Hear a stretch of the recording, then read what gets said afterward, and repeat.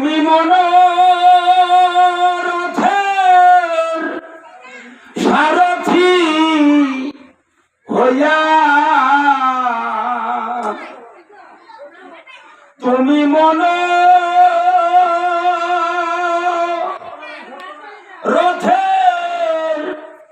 সারথি হইয়া,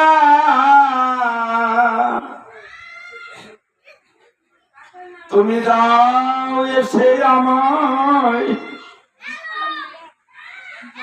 আমায় চরণ তরি,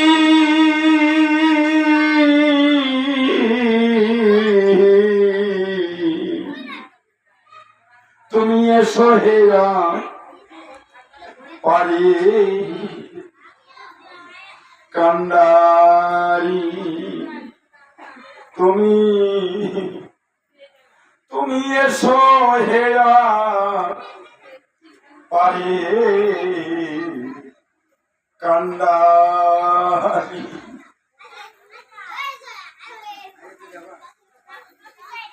ভগবান শ্রীকৃষ্ণ অর্জুনের রথের সারথি হয়েছিল।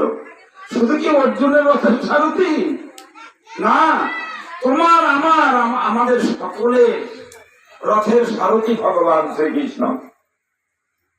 যুগে যুগে অবতারের পরিবর্তনের কারণে এক সময় এসেছিল জগন্নাথ। হরে কৃষ্ণ। আজকে সেই জগন্নাথের রথযাত্রা। যাদের কোমরে বিষ আছে, হাঁটুর ব্যথা আছে, মানে রথখানা ভালো চলে না, লেংড়ে লেংড়ে হলেও খুঁড়ে খুঁড়ে হলেও আজকে রথের রশি টানবা। ওই রথ যদি চলে ভালো, এখানেও চলবে ভালো। ওপরে জগন্নাথ থাকবে, কৃপা করবে। এই দেহ রথের যন্ত্রণা অনেক দূরে যাবে। হরে কৃষ্ণ। এই জন্য ভগবানের রথযাত্রায় অংশগ্রহণ করতে হয়। হরে কৃষ্ণ। তাহলে সত্যতে নারায়ণ, তেপায় রাম, কাপড়ে কৃষ্ণ, কলিতে চৈতন্য মহাপ্রভু। মাঝখানে কি হয়েছে? দাপর যুগে ভগবান শ্রীকৃষ্ণ যে দেহ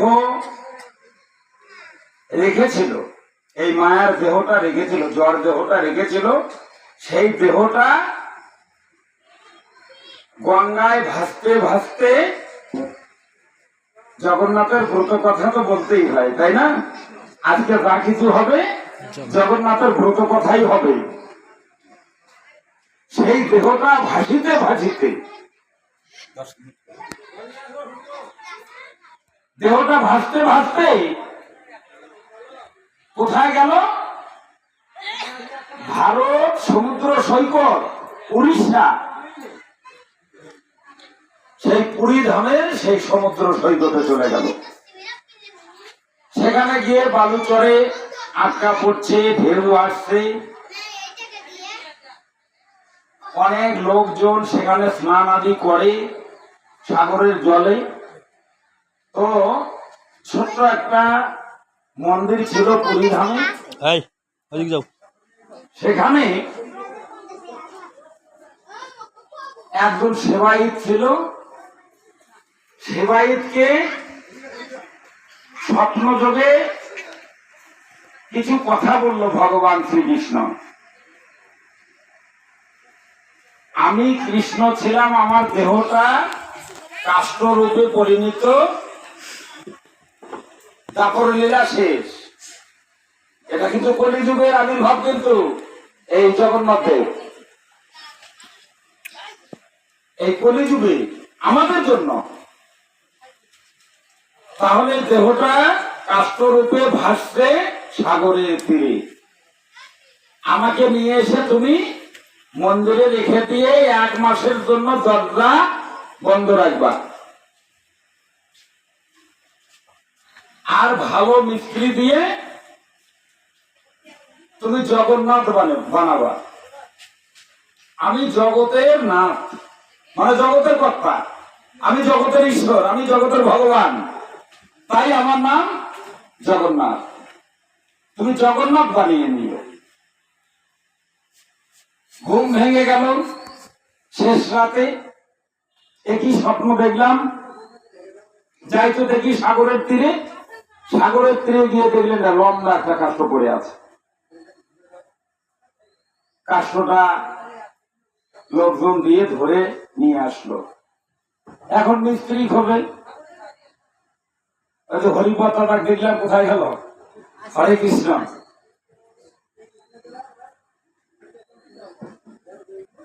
যেখানে যেখানে মিস্ত্রি কাজ হয় সেখানে সেখানে গেলেন এই জগন্নাথ বানানোর জন্য।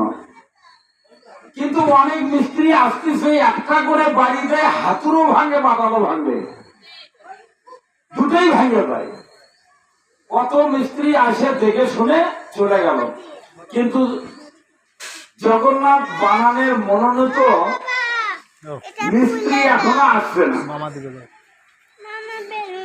একদিন ওই সেবাই ঠাকুরের কাছে নিবেদন করতে দেখে, ঠাকুর কত মিস্ত্রি নিয়ে আসলাম কিন্তু আমার তোমার তো এই জগন্নাথ বানাতে পারতেছে না, আর এটা তো দেশে কাষ্ট নয়।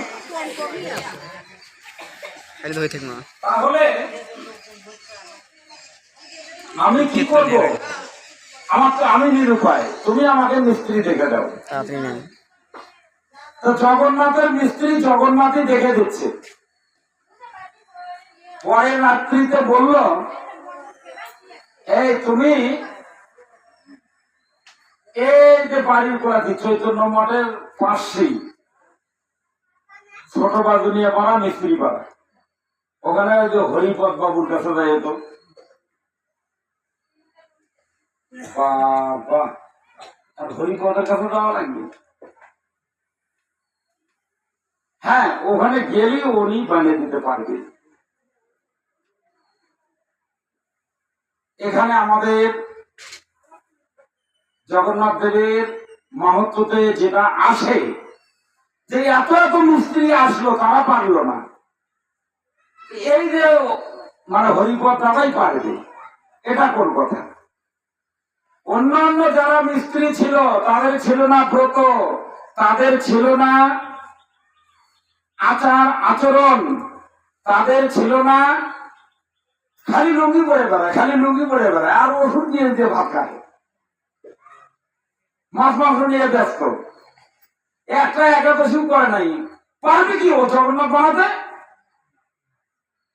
অধিকার নাই।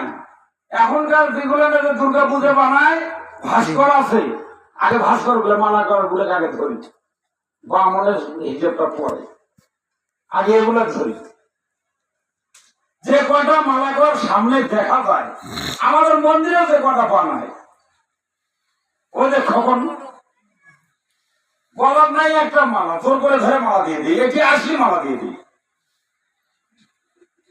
পরের বছর এসে এই মালা কি ছিঁড়ে গেছে, কিনতে পারিসনি? হ্যাঁ, লুঙ্গি পরে আসছি তো, আমার মন্দিরে তো লুঙ্গি পরে মালা মানে প্রতিমা বানাচ্ছি আমি। তাহলে এই তো মালা করার অবস্থা। ভগবানের কার্যগুলা, ভগবানের মূর্তি, দেব দেবীর মূর্তি বানাবে, তোমাকে একটু হিসেব করে চলতে হবে। তোমার বানানো জিনিস দিয়ে পূজা হবে, তাহলে তোমাকে একটু হলে চিন্তা ভাবনা করতে হবে। আচার আচরণ বিধি মালা কিছুই নাই, তাহলে কেমন হবে? তাই অন্য অন্য মিস্ত্রি গুলান বানাতে পারলো না, খালি হাতুর বানানো ভাঙে। আর এই যে হরিপদের কথা বলা আছে, নিয়ম নিষ্ঠা, প্রসাদ ছাড়া আহার করে না, হ্যাঁ, তারপরে লুঙ্গি টুঙ্গি আর পরে না। ও দাদা পরেন কি?